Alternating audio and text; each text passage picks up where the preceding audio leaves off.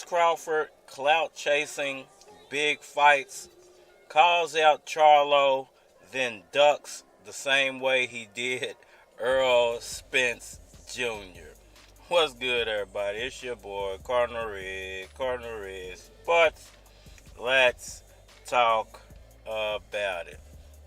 Alright, y'all. So, last night, Charlo took on Canelo Alvarez and didn't put up a very good fight. I'm not sure if that was because of the hand injury, the layoff, or he just doesn't have it in him anymore.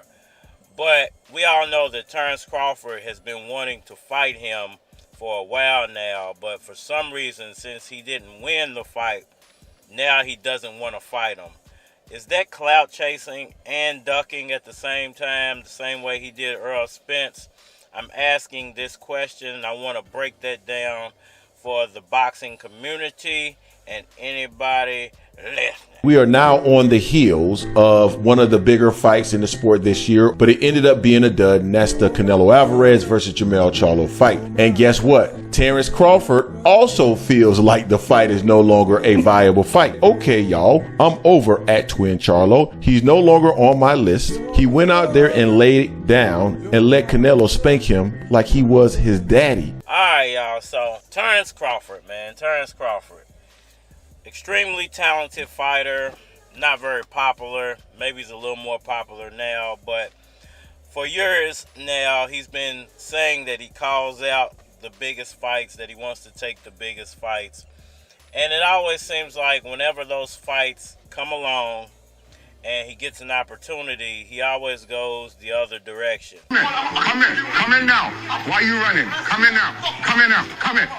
Don't run. Come in. Or there's an excuse for why he doesn't want those fights at the moment when they're being offered to him. And then when they come back around and they're in a time or a space that he wants them in and he doesn't get them, then he kind of cries about it. So, you know, Terence Crawford, he's a funny character, man. You know, he's likable in a lot of ways. I've said in the past that he's the type of guy who, if I wanted to go fishing, if I wanted to go, you know, hunting, if I wanted to, you know, just chill and go to the park and, you know, just shoot the breeze, he's that type of guy.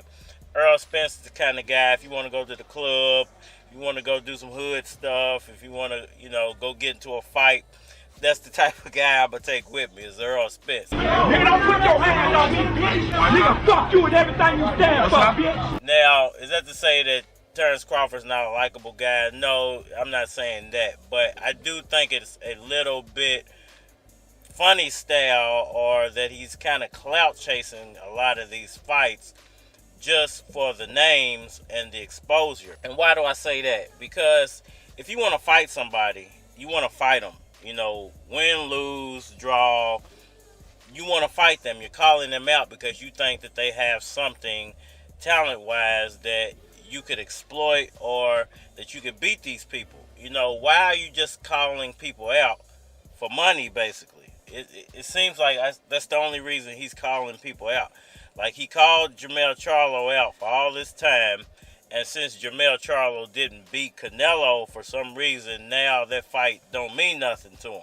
You know, either you wanted to fight Charlo for Charlo's name, or you wanted to fight Charlo because you thought it was going to lead to a Canelo fight. He's not in the plan. Please let me enjoy this fight. And I feel like he did Errol Spence the same way. I think he called Errol Spence out, or he clout chased that fight for a long time, and he pretended like he wanted it, especially back then when he was with Bob Arum, knowing the whole time that Bob Arum couldn't make that fight. Like, he knew Bob Arum couldn't make that fight.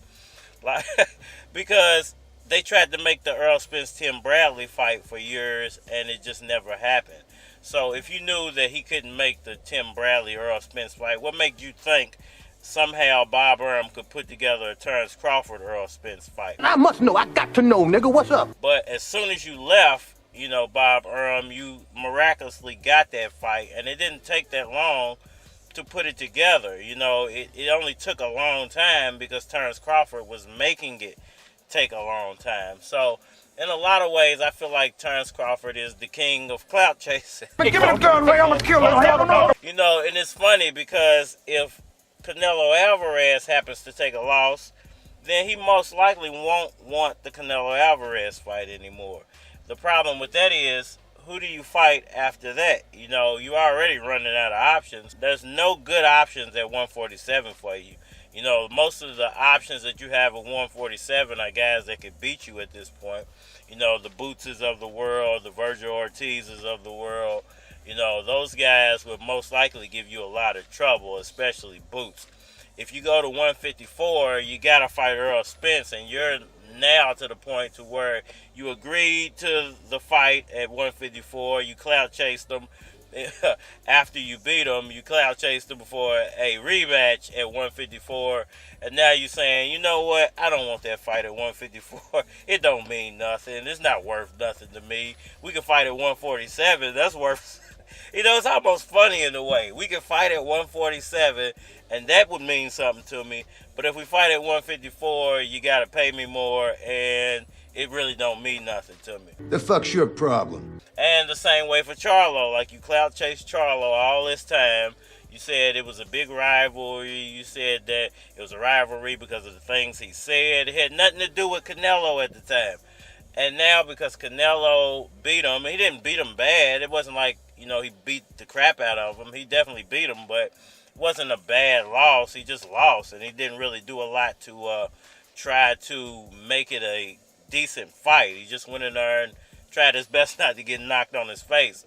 So, you know, I don't understand why you could clout chase a fight, and then as soon as something doesn't go in your favor, you don't want to fight anymore. You know, it's kind of pathetic at this point, man. You know, and I don't get why he's doing this. I understand a little bit, like you want to go after those big fights. You want to make it seem like you want the biggest, baddest fights, plus the money that comes along with those. I feel like he probably feels like that the Charlo fight is not going to come with a lot of money anymore because he lost to Canelo.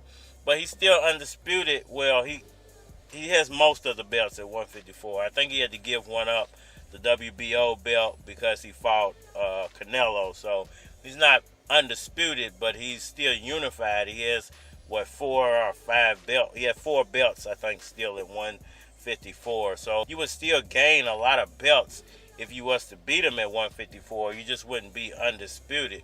So either you're going after greatness, either you want to fight the best fights and the best fighters, either you want to fight Jermell Charlo because there's a rivalry there, or you're just clout chasing these fights, you know. And he's pretty much going to do that to Canelo. And if Canelo happens to lose in his next fight, which I believe they're talking about him fighting Bivol, or, you know, I don't really follow Canelo like that, to be honest with you. He's most definitely setting up for another big fight himself. If he takes a loss, then guess what? Terence Crawford ain't going to mention his name anymore. Then who does Terence Crawford go after? You know, he's running out of big names to clout chase at this point. And he's going to clout chase himself out of any big fights. And basically, he's blackballing himself because you're calling out all these guys. And then when the fights are there to be made, you don't want them anymore. Nobody's going to want to do business with you when that's the way you do business. You call somebody out, you do all this talking. Then as soon as it comes to fruition, you just walk away and go, these people don't matter anymore. You know, like I said before, it's almost laughable. It's kind of funny, but it shouldn't be. You know, it shouldn't be this way. This should not be how professional boxing is run. I'm going to say it like the Spanish dude in here always tells me, I don't got no friends. I don't got no friends. Everybody that was involved knows what happened. Because you can fake for a long time, but one day you're going to show yourself to be a phony. Think about all the people that I put on, that I got into this game, that I showed how to do this, and think about what they're saying now. That's not keeping it real. Don't support the phonies, support the real. Be to yourself, stay to yourself, trust nobody. Trust nobody.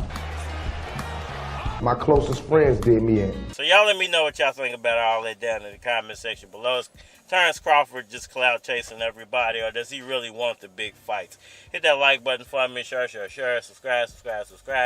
Holler at me on all social media platforms, Facebook, Instagram, YouTube, or Twitter.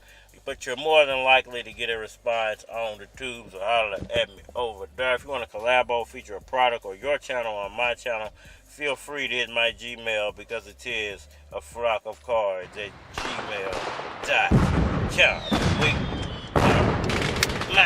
I'ma keep it funky with these niggas. I don't give a fuck about your mixtape. I'ma keep it funky with these bitches. I don't give a fuck if your kids ate. I'ma keep it funky with these niggas. I don't give a fuck if you got a plan. I'ma keep it funky with these bitches. I don't give a fuck if you got a man. I'ma keep it funky with these niggas. I don't give a fuck if you getting money. I'ma keep it funky with these bitches. I don't give a fuck if it was your cousin. I'm still fucking.